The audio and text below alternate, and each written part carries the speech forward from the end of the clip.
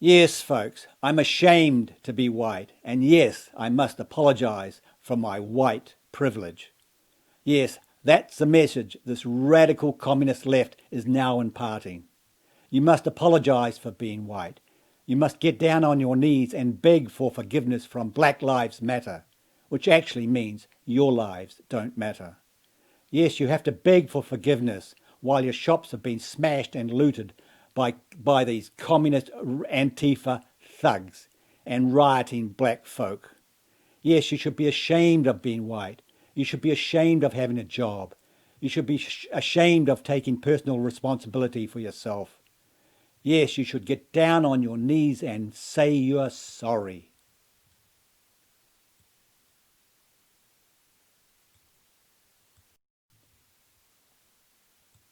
I've gone through some hard times too, but I thought I got it, the whole white privilege thing. I realized a long time ago, I thought, what white privilege really was. After all, I can go shopping without being followed through the store, while my black friends don't always get to enjoy that freedom. I can drive a car and I can not worry too much about being pulled over for driving while white. I can be walking down the street in a hoodie and headphones, totally rocking out to my favorite songs, and I can pretty much assume I'm safe. I can call the police if I'm scared, and I can expect them to help me. You know, white privilege. But now I understand that's only the tiniest tip of the iceberg, and I want to apologize for not understanding sooner. So let me just say this, right here, right now. I'm sorry. Oh, you're so sincere. I believe you. Wow, what a fake. Anyway, now to some white folk who get down on their knees and beg for forgiveness for years and years of white racism.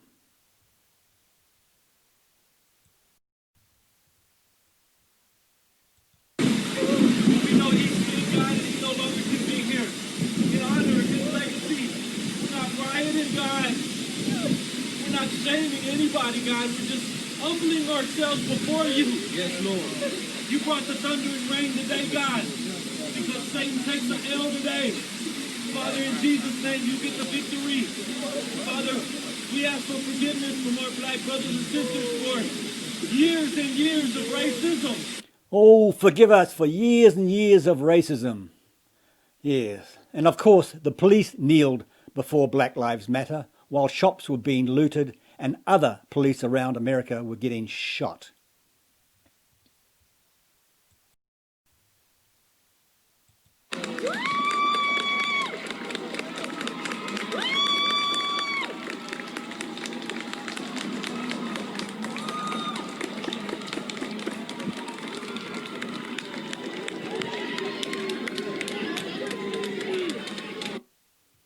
Yes. And of course, Ellen DeGenerate had to do some pretentious virtue signalling.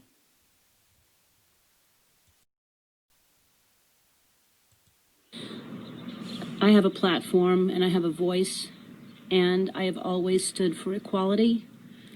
I have always wanted to be the voice for people who felt like they didn't have a voice, because I know what that feels like. And maybe you don't agree with how it's coming out, but you have to understand it, and then we can heal it. I'm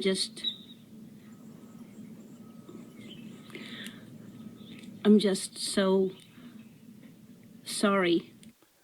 Oh my God, what a fake. Anyway, the self-loathing continues.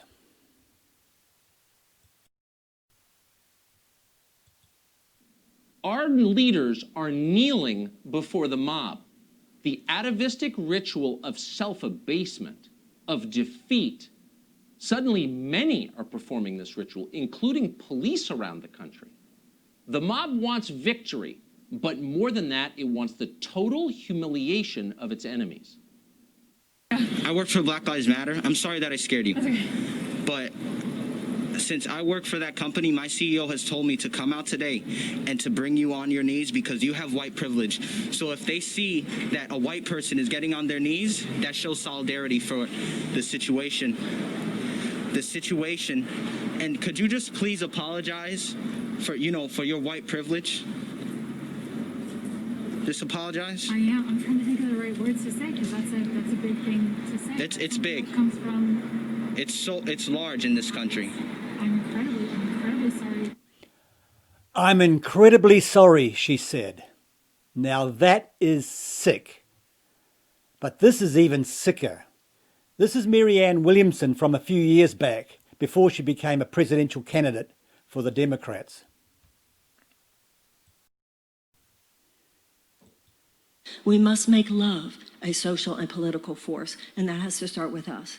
So for those of you who would like to participate in this, I'm going to now lead us in an apology from white Americans to African Americans on behalf of our country, to you and to your ancestors and to all of your people. So to the African Americans in the room who would wish and be willing to participate in this, please stand up.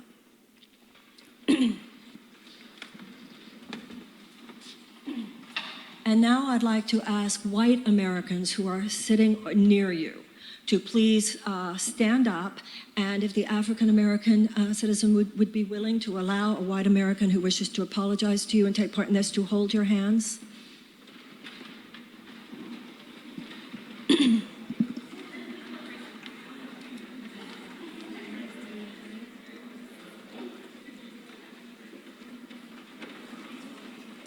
And now, as I speak, I'm going to ask the white Americans in the room to please repeat after me. Repeat after me, she said. And none of these so-called adults walked out. They are just school children.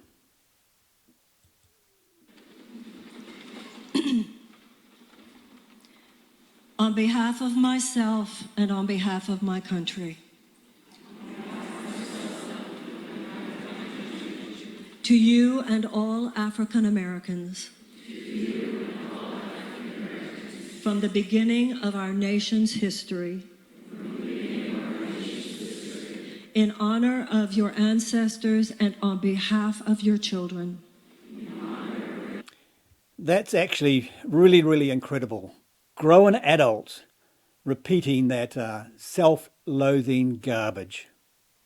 Unbelievable.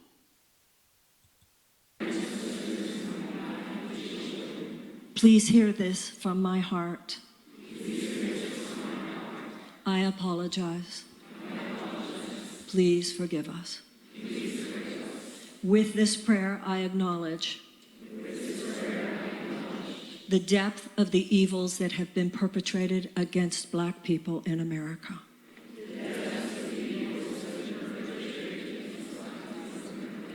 From slavery to lynchings, to white supremacist laws, to the denial of voting rights,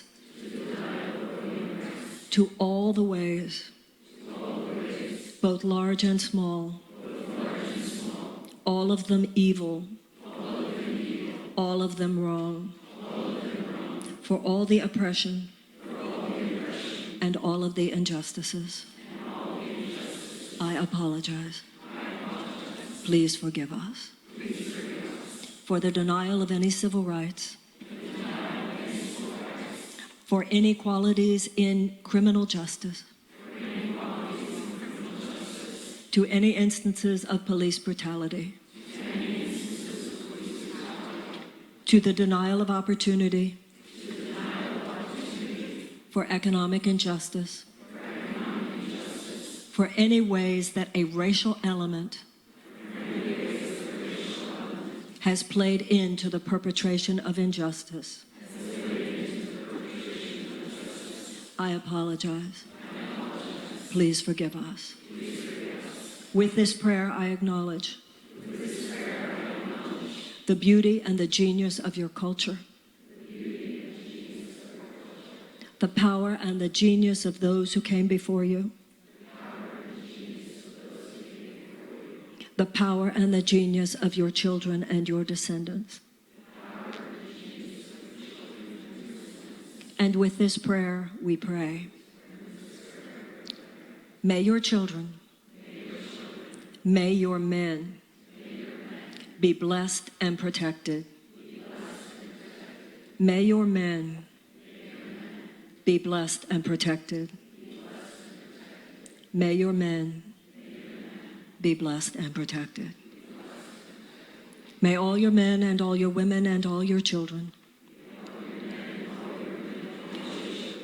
be surrounded by angels at this time. And dear God, may a great healing occur. We place in your hands the relationship between Black and white Americans. May it be lifted high above and beyond the walls that would divide us. May our hearts be awakened to the truth of our oneness. And racism and prejudice be no more. Dear God, please come upon us and heal our wounded hearts. But to you, my African American fellow citizen, please accept my apology this night. It is for you and for your grandparents and their grandparents before them and their grandparents before them.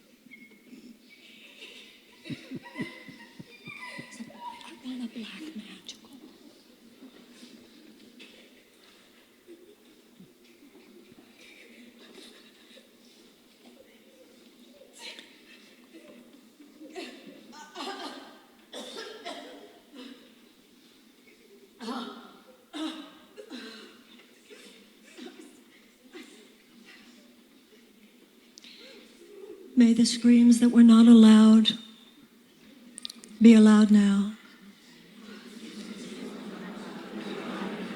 May the cries that were never heard be heard now. Oh my God, I can't stand any more of that propaganda. I'll stop it there. Yeah. Now let's get on to some truth about what's really going on in America right now from Tony Heller. And hat tip to Alan Pappett for this one.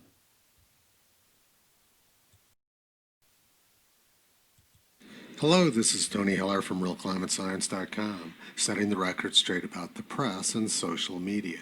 Last year, President Trump said the press was truly the enemy of the people. That was true a year ago, and the situation has gotten much worse over the past 12 months. The press and social media seem to be doing everything they can to destroy America, and they're bragging about it every step of the way. We have 40 million unemployed people in the United States right now, largely due to press hysteria and misinformation. But instead of working to heal America, the press is doing everything they can to ramp up the destruction of our country. Let's take a look now at the actual data and see if America really is the evil, racist country which the press and social media want everybody to believe. The Department of Justice keeps statistics on criminal victimization in America. Violent crime rates are down almost 2/3 in the United States over the last 30 years. Most of this occurred while Bill Clinton was president, as he poured huge amounts of money into police departments. And at the time, he was accused of being racist for doing this. But obviously, it worked. The press and social media want people to believe that racist whites in America are killing lots of black people. But the data from the Department of Justice shows the exact opposite. Black-on-black violent crime is much more prevalent in the United States than white-on-black crime. And black-on-white violent crime rates in the United States are about 10 times higher than white-on-black violent crime rates. The perceptions which the press and social media want people to believe have no basis in reality. The reality is that minority gang culture in the United States is extremely violent. During May, while under lockdown, 390 people in Chicago were shot with 77 killed. If you read through the newspaper reports, you can see that essentially all of these were due to minority gangs. Last summer, a white man in Dallas was choked to death by police officers, one of whom was black. The press doesn't want to talk about this, of course, because it destroys their story that police killings are race-based. I've had a number of horrifically awful dealings with the police myself, and I'm pretty sure that my skin is very light. The militarization of police, which occurred while Bill Clinton was president, has indeed caused a number of problems. But it has also greatly reduced the crime rate. But most of the problems with the police have nothing to do with race. 5 years ago this spring, a large portion of downtown Baltimore was destroyed by rioters. The press said that an unarmed black man was killed by racist police officers. The press kept saying this for a number of days before we found out that half of the police officers involved were black. It was not a racist incident, and all 6 officers who were charged either were acquitted or had the charges dropped. But the press succeeded in creating racial hatred, which ended up destroying a large portion of the city. I was living about 10 miles away from Baltimore at the time in Columbia, Maryland. In the previous weekend, I was right at Ground Zero where the riots later started. At the time of the riots, I was the only white person living in my apartment building in Columbia. 2014-2015 was the second time I'd lived in that apartment complex. The first time was 2011-2012. And both times I lived there, I loved it. My neighbors were very friendly and people got along extremely well. Most of my neighbors had moved there to get away from Baltimore gangs. But after the Baltimore riots, the gangs started moving into Columbia. I started hearing gunshots regularly outside of my apartment, and I started getting harassed by gang members for the crime of being white. About a month after the riot, I got shot at while riding my bicycle across the street from the Black Lives Matter headquarters in Columbia. At that point, I knew I had to move. The racism and violence among those gang members became intolerable.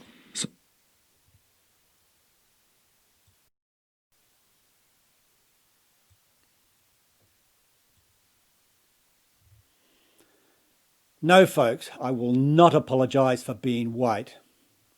I will not apologise for having a real mother and a real father. I will not apologise for my parents getting up at 5 a.m. 7 days a week to milk the cows to feed us kids. I will not apologise for my parents leading by example. I will not apologise for my parents teaching us kids right from wrong. And I will not apologise for being raised in a good conservative era.